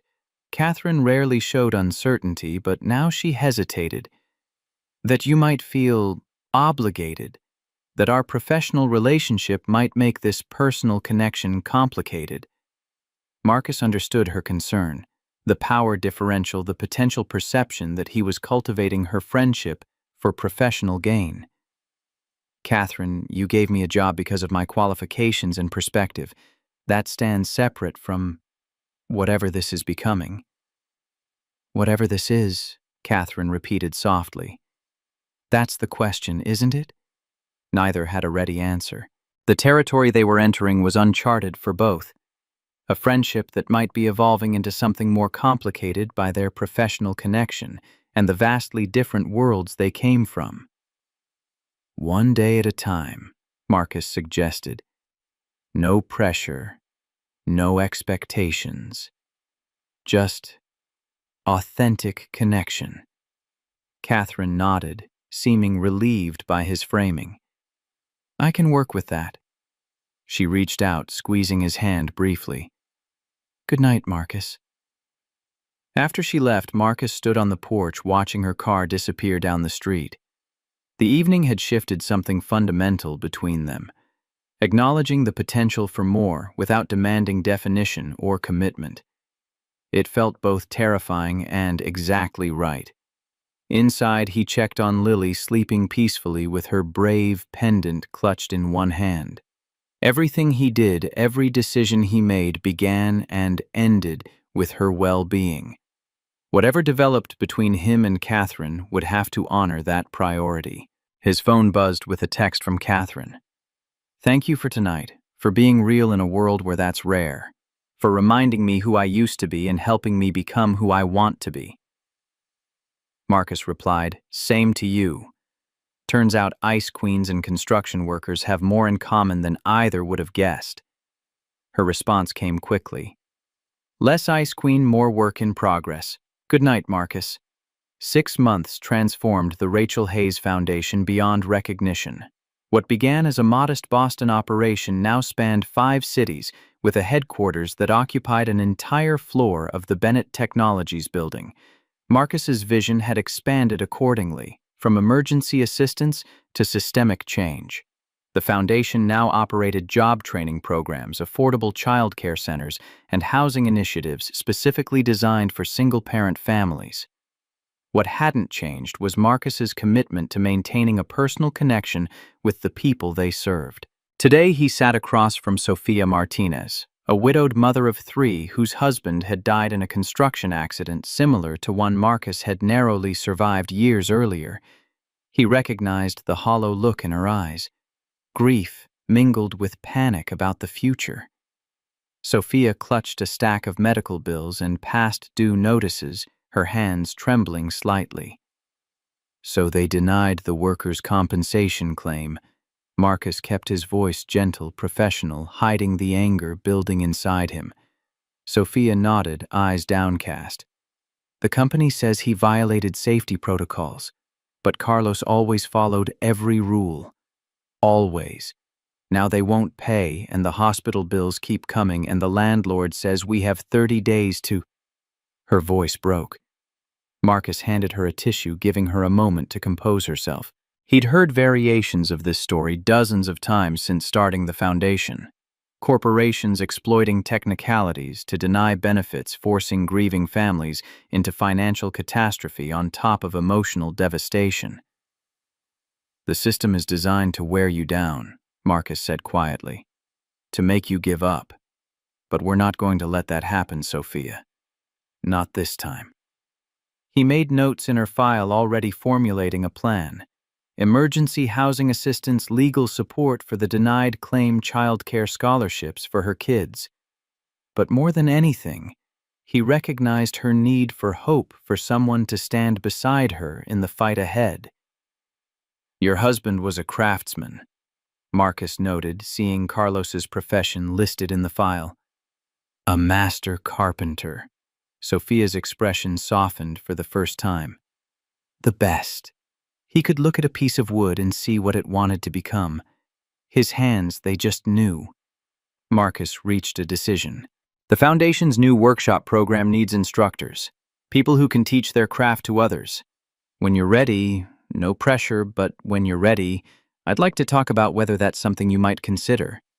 Your husband's skills living on through you, helping others rebuild their lives too. For the first time, a flicker of possibility crossed Sophia's face. Maybe. Someday. For now, I just need to keep my children in our home. We start there, Marcus promised. Everything else follows.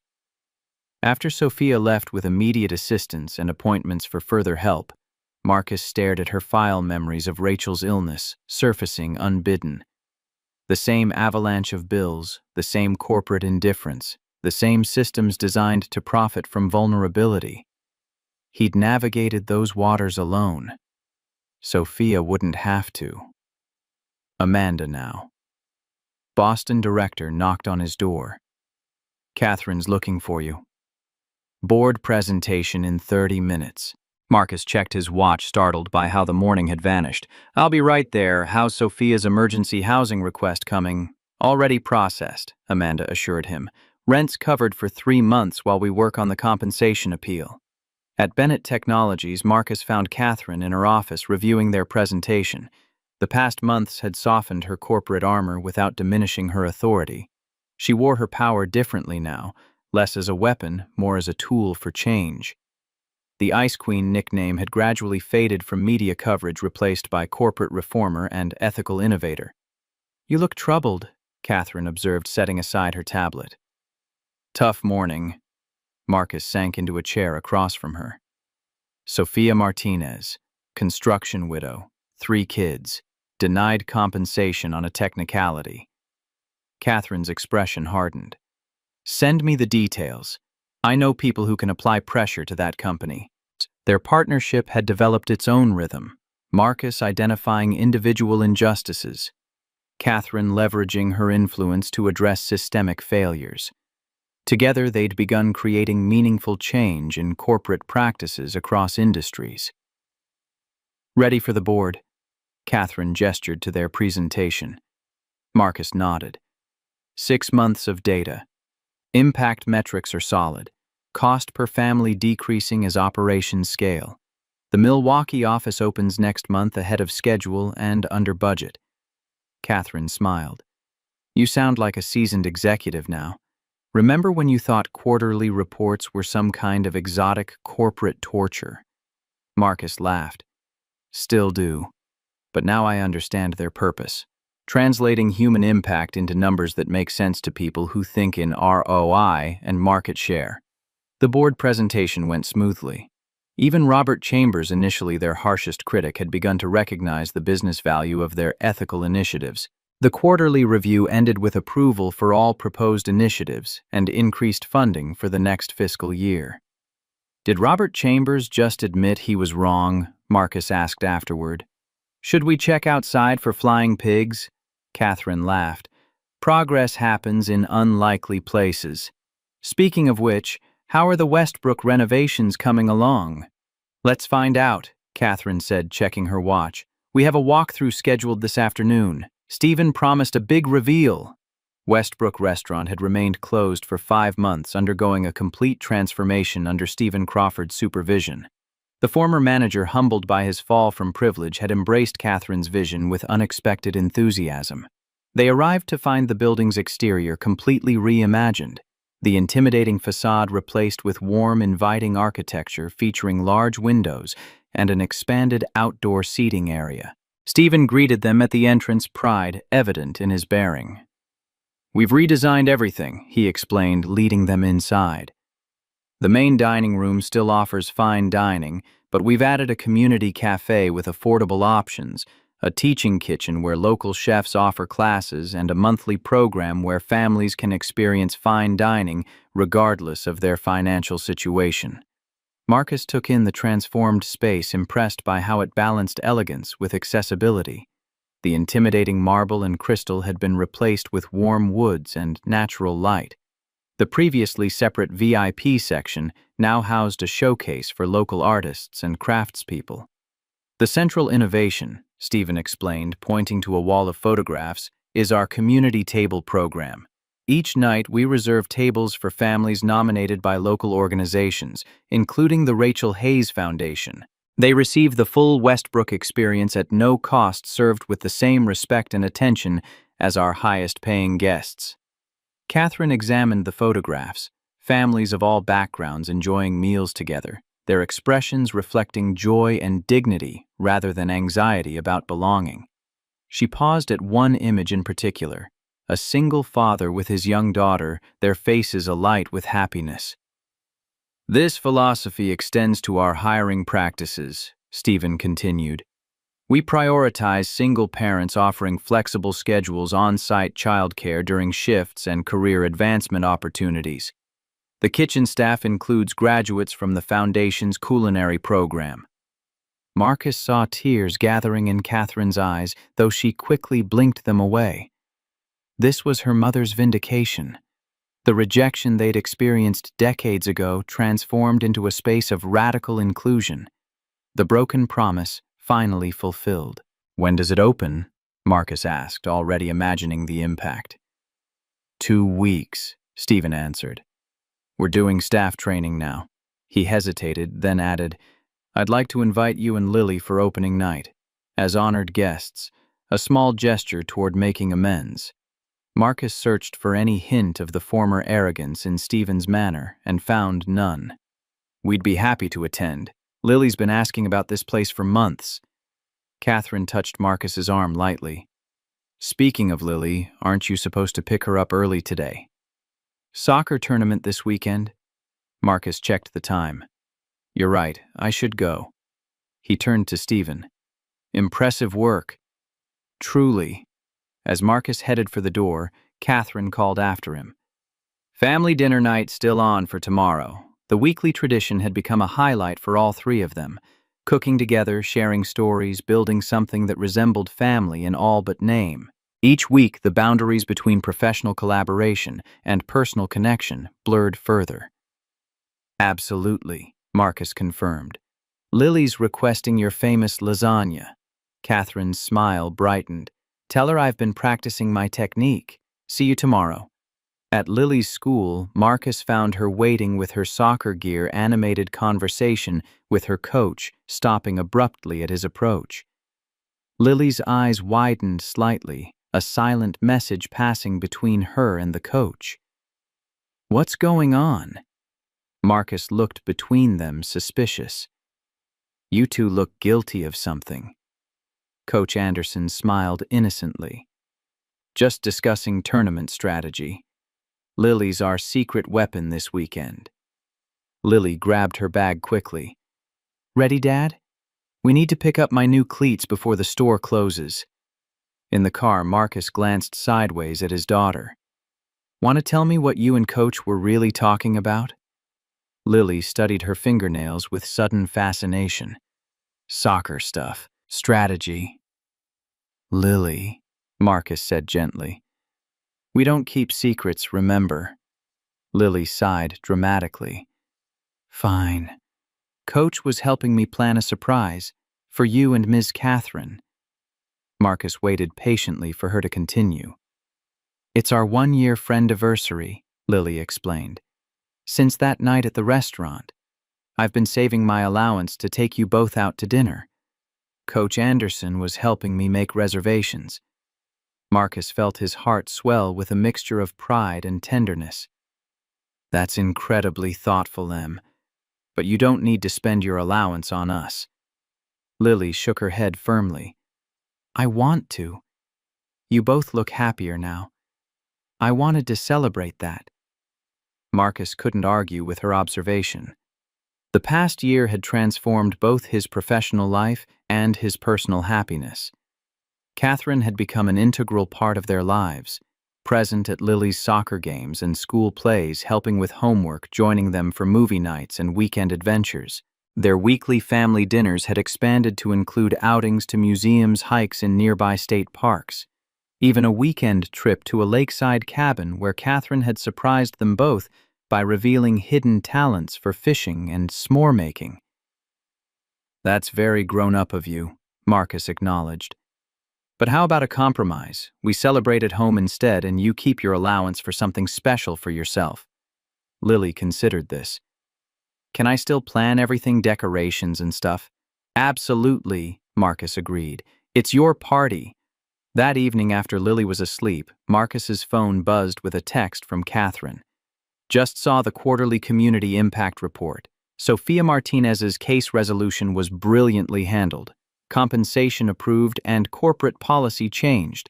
How do you do it? Marcus replied. The secret is caring enough to be relentless. Something I learned from a certain CEO. Catherine's response came quickly. Learning goes both ways. My board meeting with Mitchell Foods tomorrow will channel my inner Marcus Hayes, compassion with a spine of steel. Marcus smiled at her phrasing. Just be yourself. That's intimidating enough. 3 dots pulsed then. Lily mentioned something about an anniversary surprise this weekend. Marcus groaned. So much for secrets. She's planning a celebration for our friendiversary. 1 year since Westbrook. Catherine's reply took longer this time. Has it only been a year? Feels like I've known you both forever. The sentiment mirrored Marcus's own feelings perfectly. Time is funny that way, especially this past year. Another pause then. Marcus, do you ever wonder where this is going? Us, I mean. The directness of the question startled him. They had carefully danced around this topic for months, neither willing to risk the friendship and professional partnership they'd built by acknowledging the growing attraction between them. Marcus considered his answer carefully. All the time. But I've been afraid to ask. Didn't want to pressure you or complicate things. Catherine replied, Same. It's terrifying, isn't it? The potential to ruin something good by wanting something more. Marcus's heart raced as he typed, Worth the risk. Her response was immediate. I'm beginning to think so. Before he could reply, another text came through. But not via text. Let's talk after Lily's surprise. Face to face. Marcus agreed, both relieved and anxious about the postponement. This conversation needed to happen in person with the space to navigate its complexities and implications. The next day brought unexpected complications. Catherine's meeting with Mitchell Foods, a potential corporate partner for the foundation's expansion, ran late, forcing her to cancel their weekly dinner. Then Lily's soccer teammate suffered an injury requiring emergency practice reconfiguration before the weekend tournament. By the time Marcus arrived home with Lily, both were exhausted and preoccupied. Lily flopped onto the couch with a dramatic sigh. Is Ms. Catherine still coming over tomorrow for my surprise? Marcus checked his phone for updates. That's still the plan, but remember she has that big presentation in New York next week. She might need to prepare. Lily sat up alarmed. But she has to come. I already made everything perfect. Marcus saw the genuine distress in his daughter's expression. She'll be here, Em. She wouldn't miss your surprise for anything. But what if she has to go to New York early? What if there's an emergency board meeting? What if— Marcus sat beside her, recognizing that Lily's anxiety went deeper than a canceled party. Ms. Catherine has become important to you, hasn't she? Lily nodded, tears welling unexpectedly. She remembers everything, Dad. My soccer schedule and my favorite ice cream and how I like my hot chocolate. And she looks at you like Mom used to. The last observation hit Marcus like a physical blow. He'd been so careful not to pressure Lily with his evolving feelings for Catherine, yet his perceptive daughter had seen it all along. I didn't know if it was okay to say that, Lily whispered, misinterpreting his silence. Are you mad? Marcus pulled her into a hug. Never. I could never be mad at you for being honest about your feelings, or for noticing things adults think they're hiding. Lily looked up at him hopefully. So, you like her too? Like you liked Mom? Marcus chose his words carefully. It's different. But yes, I care about Catherine very much. But nothing will ever happen unless you're completely comfortable with it. You come first always. Lily rolled her eyes in classic pre-teen fashion. Dad, I've been trying to get you two together for months. Why do you think I invented this whole friendiversary thing? Marcus stared at his daughter in astonishment. You've been— Oh, matchmaking. Lily nodded, suddenly looking very pleased with herself. Obviously. You both needed help. Grown-ups are so slow sometimes. Marcus burst out laughing, tension dissolving into genuine mirth.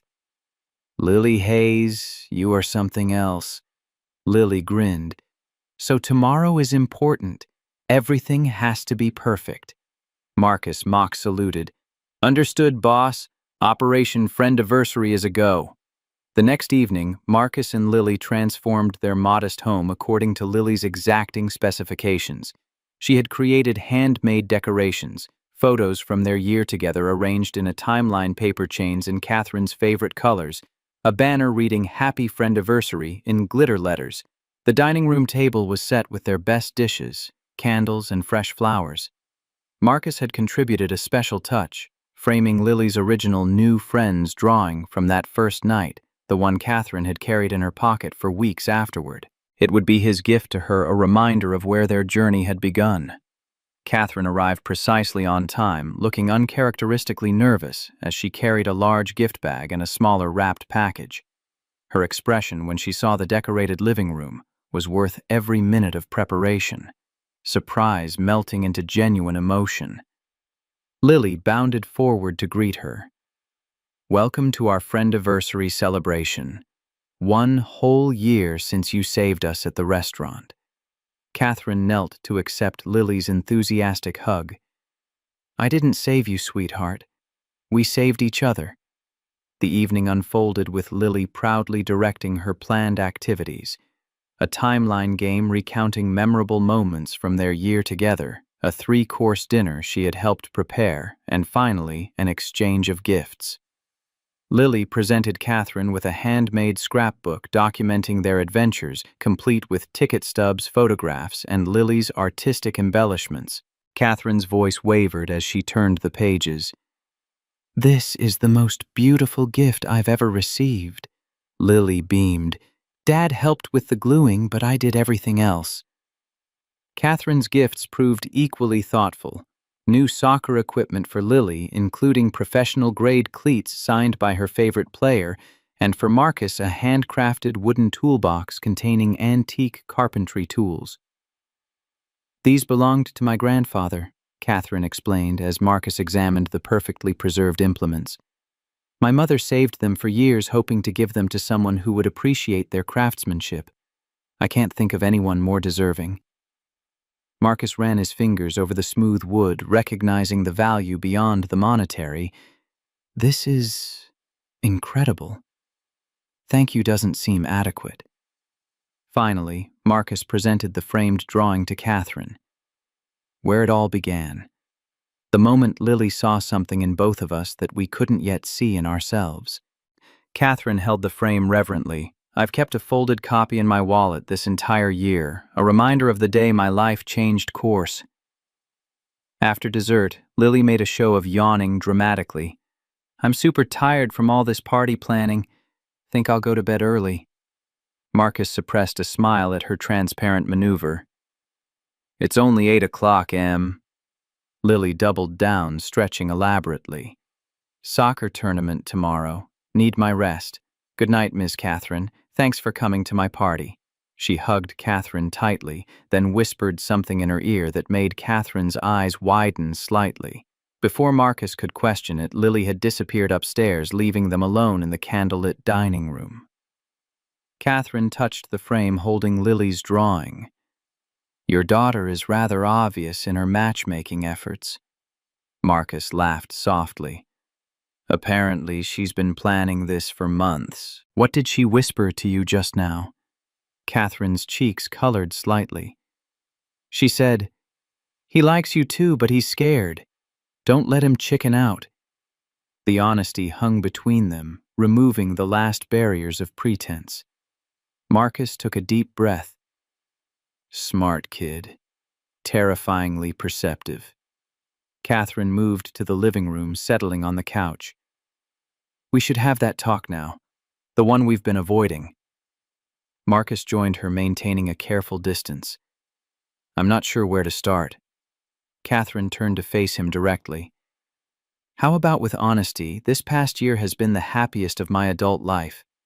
Being part of your lives, building the foundation, rediscovering who I really am, it's changed everything.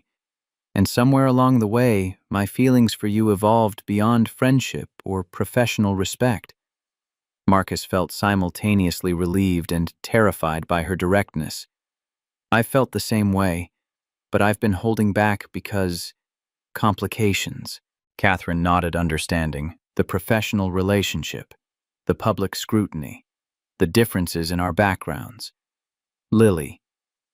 Always Lily first, Marcus confirmed. She's been through so much loss already. I couldn't introduce someone into her life who might disappear. Catherine's expression softened. I understand that better than you might think. My father left when I was 4. Every man after him who claimed to care eventually left too. Foster fathers, mentors, even my first business partner. I know what it does to a child. Her vulnerability cracked something open in Marcus's chest. So where does that leave us? Catherine reached for his hand, her fingers cool against his palm. It leaves us with a choice. Continue as we are, friends, colleagues, keeping that safe distance, or acknowledge what's happening between us and move forward carefully with Lily's well-being guiding every step. Marcus studied their intertwined fingers. It's not just Lily I'm worried about. Your world and mine, they're still fundamentally different. The board, your investors, the public perception. Catherine's grip tightened. Do you think I care about any of that? This past year has taught me what actually matters. The rest is just noise. Lily taught me something similar, Marcus admitted. After Rachel died, I thought my life would always be defined by what I'd lost. Lily showed me there could be more, that healing doesn't mean forgetting, just growing around the broken places. Catherine moved closer, the professional distance they'd maintained for a year dissolving. So what are you afraid of, really? Marcus met her gaze directly. That I'm not enough. That eventually you'll want someone who fits more naturally into your world. Catherine laughed softly. Marcus Hayes, for a perceptive man, you can be remarkably blind sometimes. I spent my entire adult life surrounded by people from my world. Shallow, ambitious people who valued wealth above character and status above genuine connection. You and Lily showed me a different way to live, with integrity, compassion, and authentic purpose. She touched his face gently. I'm not slumming it with you if that's what you're thinking. I'm finding my way home. The simple truth of her words washed away months of doubt and hesitation. Marcus closed the remaining distance between them. So we see where this goes. Catherine nodded, relief evident in her expression. Slowly, thoughtfully, with Lily involved in every step. And if the board objects to you dating an employee, Marcus raised an eyebrow. Catherine's smile turned mischievous. Then they can find another CEO. Some priorities aren't negotiable. Upstairs, Lily peered down through the banister railings, watching the adults whose lives she had helped reshape. She hadn't heard their words, but their body language told her everything she needed to know. Her plan had worked. She clutched her brave pendant, whispering to the memory of her mother, "I think they're going to be okay now, Mom." All of us. The following Monday, Marcus arrived at the foundation offices to find Sophia Martinez waiting for him. Her transformation from their first meeting was remarkable. Shoulders, straighter eyes, clearer, a newfound determination in her bearing. "I've been thinking about your offer," she began. "The workshop program. Teaching my husband's craft. I want to do it." Marcus smiled, recognizing the healing that had begun. "We'd be honored to have you. When would you like to start?" Sophia straightened, something of her husband's pride visible in her posture. "Today. Right now. I've waited long enough to rebuild." As Marcus showed her to the workshop space, he felt a sense of completion. One circle closing as another began. Sophia's journey from victim to rebuilder mirrored his own. The foundation wasn't just helping others, it was creating a community of healing and growth where each person's transformation strengthened everyone else. Later that day, Catherine called from New York, where she was presenting their corporate ethics model to industry leaders. "How's everything in Boston?" Marcus smiled at the sound of her voice, no longer needing to hide his pleasure. "Sophia Martinez started today. Workshop program. She's already mentoring 3 other foundation clients." Catherine's pride came through clearly. "See, that's how change happens. One person at a time, each healing by helping others heal." "How's New York?" Marcus asked, hearing the background noise of the conference. "Surprisingly receptive," Catherine reported. 5 companies have already committed to implementing our model. The consortium is becoming reality." Marcus leaned back in his chair, feeling the rightness of their shared path. "I'm proud of you." Her response carried equal weight in its simplicity. "I'm proud of us. All 3 of us." In that moment, Marcus understood that dignity never truly depended on dollars. It lived in the courage to remain authentic, to extend compassion, to build connections across artificial divides.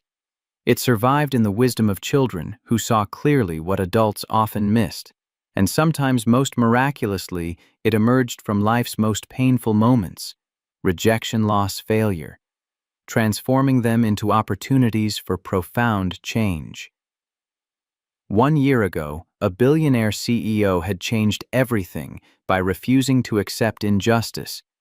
But the greater transformation had come afterward, in the daily choices to prioritize people over profit, authenticity over appearance, connection over convenience. Small choices that multiplied across months and lives created a ripple effect of healing and hope. And it had all begun with 7 simple words from a child who refused to let the world diminish her father's worth. "It's okay, Daddy. We can leave."